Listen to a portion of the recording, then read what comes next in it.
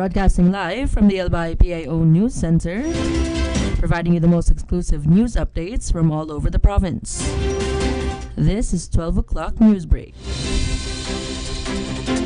In the local scene, the Department of Human Settlements and Urban Development and the City Government of Legazpi broke ground last Friday for the construction of an affordable housing complex under the Bagong Pilipinas Pambansang Pabahay para sa Pilipino program, or 4PH. Housing Undersecretary Manuel Pineda, together with Legazpi City Mayor Geraldine Lusal and Fermin Santa Teresa Jr. of Home Development Mutual Fund, or Pag-ibig Fund, led the groundbreaking ceremony. The project, dubbed as Residencia de Legazpi, is part of President Marcos Jr.'s 4PH, which aims to build 1 million houses every year, or 6 million houses by the end of his term in 2028.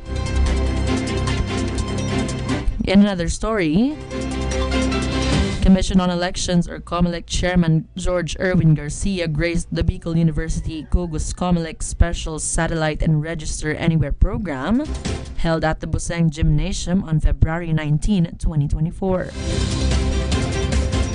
The activity is an open-to-public caravan and was attended by around 1,600 participants around the province to join the discussion revolving around voters' education and avail of the on-site services such as the registration desks offered by COMELEC in the said venue.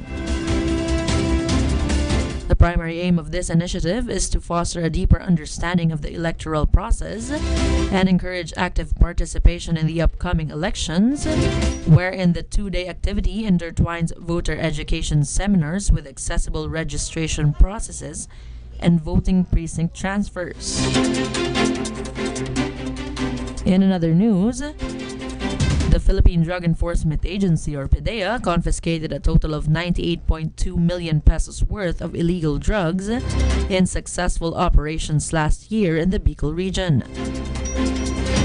This is from a total of 15.4 kilograms of illegal drugs, consisting of 14,327 grams of shabu, 1,000 grams of marijuana, and 129 grams of cocaine. In an interview, PDEA Bicol Director Edgar Hubay said that their successful operations were with the combined forces of the Philippine National Police and other government agencies. The PDEA chief expressed his gratitude for the successful operation to the support and cooperation of the barangays, for it had expanded and strengthened to permanently suppress illegal drugs in their community. In the national scene, President Ferdinand Marcos Jr. on Tuesday said he prefers to have the Senate to take the lead in amending economic provisions in the 1987 Constitution, underscoring that the two chambers of Congress agreed on that very long ago. Marcos gave the statement a day after House members filed a resolution of both houses number 7, mirroring a measure filed in the Senate to constitute the chamber as a constituent assembly to change parts of the charter. Before the filing of RBH number 7, members of the House and the Senate had been bickering over how to change parts of the 1987 Constitution, as some lawmakers were supportive of a move to gather signatures to amend the charter via a people's initiative. In another story, President Ferdinand Marcos Jr. on Tuesday said the Philippines would file charges against China should it find enough ground on some Chinese fishermen's alleged use of cyanide in the West Philippine Sea. The Bureau of Fisheries and Aquatic Resources, or BFAR, said that it received reports from Filipino fisherfolk in Bajo de Masinloc that Chinese fishers were intentionally destroying traditional fishing grounds. The National Security Council said that it was looking into China's alleged use of cyanide poisoning fingerlings and corals in one of the resource-rich areas within the Philippines' exclusive economic zone. Beijing has denied the allegations and called its supposed use of cyanide as sheer fabrication. In another news, It is crucial for President Ferdinand Marcos Jr. to put an end to the rift among leaders of Congress as the 2025 midterm elections near, political analyst Ronald Llamas said Tuesday. Llamas, presidential advisor during the Benigno Aquino III administration, said that Marcos' political strength could take a hit if he does not intervene in the row over the People's Initiative campaign to revise the Constitution. Marcos campaigned on a platform of unity during the presidential elections, which he won by a historic landslide with Vice President Sara Duterte. The People's Initiative signature campaign has support from some leaders of the House of Representatives who see the Senate as a stumbling block for constitutional amendments.